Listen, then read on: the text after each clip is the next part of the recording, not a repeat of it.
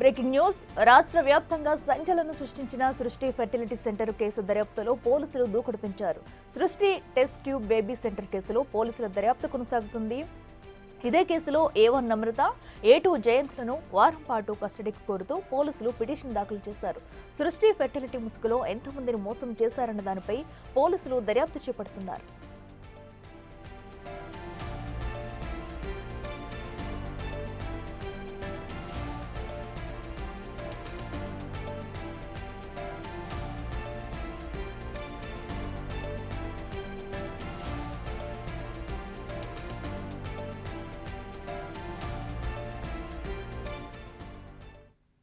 Right, ఇదే అంశానికి సంబంధించి మరింత సమాచారం మా ప్రతినిధి విజయ్ లైవ్ లో అందిస్తారు. విజయ్, చెప్పండి, ఇప్పటికే సృష్టి ఫెర్టిలిటీ సెంటర్స్ కి సంబంధించి కూడా పోలీసుల్లో ఎలాంటి వివరాలు బయట పెట్టారు, ఇప్పటి వరకు ఎంతమంది బాధితులు ఉన్నారు, ఏంటనే విషయాలు బయటకు వచ్చాయా? డీటెయిల్స్ ఏంటి?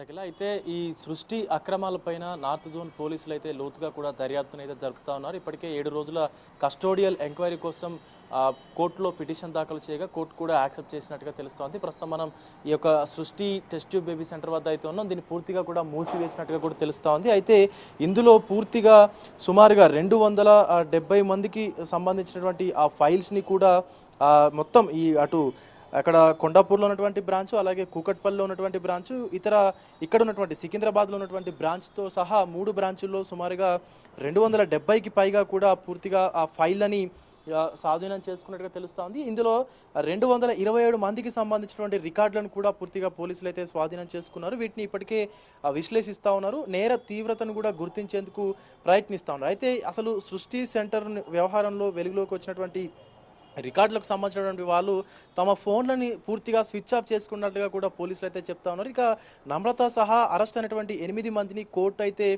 అనుమతితో కూడినటువంటి కస్టడీలోకి తీసుకురావాలని చెప్పేసి కూడా ఇప్పటికే విచారించాలని చెప్పి పోలీసులు కూడా పిటిషన్ దాఖలు చేయగా దాన్ని కోర్టు కూడా యాక్సెప్ట్ చేసినట్టుగా తెలుస్తోంది. అయితే ఈ సరోగసి ద్వారా ఎంతమంది పిల్లలకు ఈవిడ పిల్లల్ని మార్చి ఇచ్చారు, అలాగే IVF ద్వారా, అలాగే IUF ద్వారా కూడా ఎంతమంది పిల్లలకు అంటే వాళ్ళ దంపతులకు గర్భధారణ చేశారన్నటువంటి దానిపైన కూడా పూర్తిగా ఎంక్వైరీ అయితే కొనసాగుతూ ఉంది. దీనికి సంబంధించి లోతుగా కూడా జరుగుతున్నటువంటి పరిస్థితి కనిపిస్తూ ఉంది ఎంక్వైరీ. అఖిల.